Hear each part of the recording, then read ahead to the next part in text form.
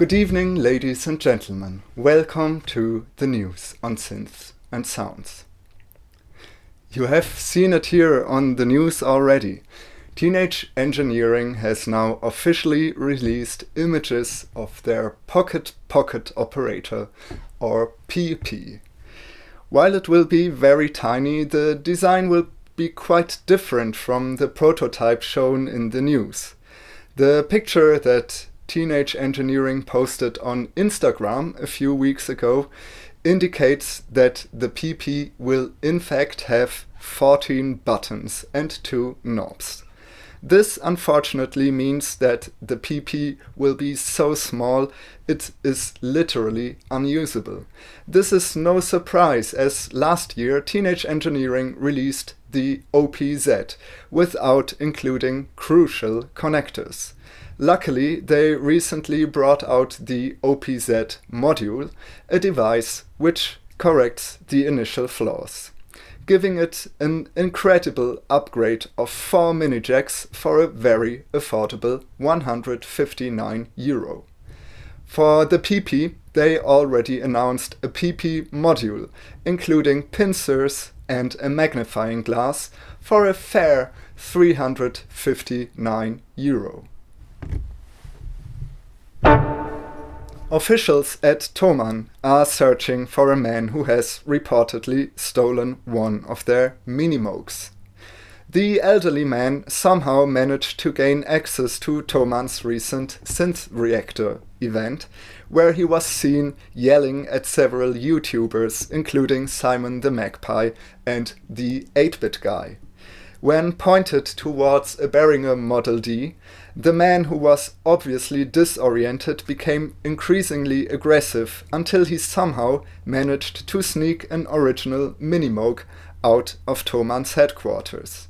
Security cameras managed to take this footage of the suspect. Because I'm like, oh, dude, you're a rack. I mean, come on. Oh, yeah. Where's the Minimoog? If you have any information about this man, please contact Thomann immediately. Music tech company Behringer has been under a lot of pressure recently. The company has been very busy teasing synth enthusiasts with a lot of upcoming gear, such as 2 Roland drum machine clones, a Prophet 1 clone, a Roland vocoder clone, an Oberheim clone, a freshly announced CS80 clone, and self-developed Behringer Crave.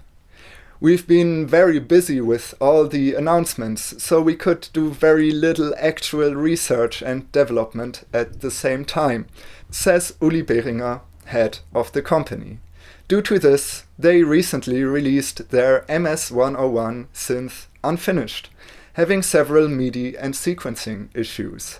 At the same time, several other instruments were delayed, such as the RD808, which was reported at NAMM show to hit markets in March. We realized that we can't continue like this. We have to finish a product at some time, says Uli Behringer. For this reason, Behringer now has announced the date for the release date announcement of their next product. I'm very happy to give some concrete information to our fans. We will announce the release date for our next product during this summer. So far, Behringer have yet to announce which product's release date announcement will be announced. As we all know, British music tech company Novation has been following a very unique company strategy, combining synthesizer development with mountaineering. We get all inspiration for our instruments in high alpine environments, combining musical and geographical exploration, says a Novation mountaineer. Having discovered several peaks in the Novation mountain massif, their newest expedition was sent out to reach the Novation summit. We sent our best trained mountaineers and engineers to reach the summit via the peak. We all were well trained and equipped, and no one expected this to be as challenging as it was, says a survivor of the expedition. The tragedy began when the Novation summit was reached. The summit's sounds, with splits and layers and a whopping 48 digital oscillators, caught the expedition unprepared. Surrounded by thin air and captured by the summit's sounds, several Novation engineers refused to return to the base station, which they thought was dull and uninspiring in comparison. Two of them couldn't be persuaded to descend and had to be left behind by the expedition. By now, chances of survival for them are close to zero. In other news, an alleged time traveler has been found in Delhi, India. After going through intense interrogation, officials said that there's clear evidence that the man traveled back in time from the year 2069. 2069's music is unbearable. All music in existence is released via T-Series on YouTube, which has 9.5 billion subscribers.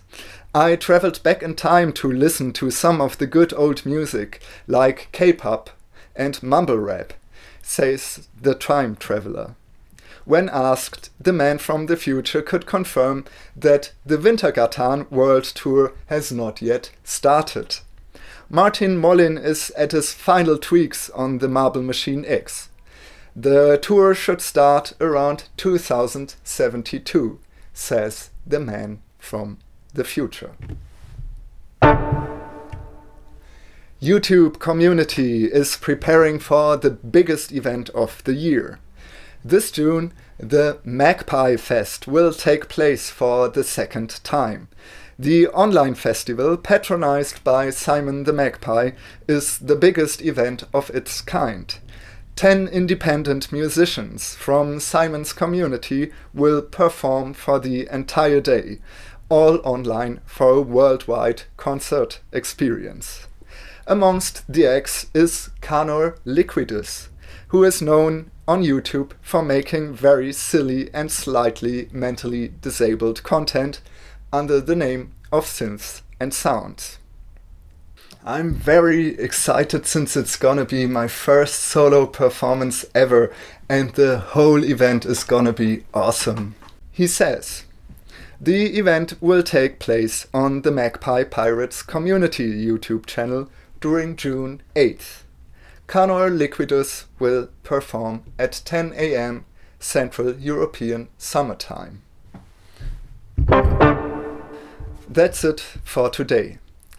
A big thank you goes to all my news team who is helping me prepare these news on the Magpie community server.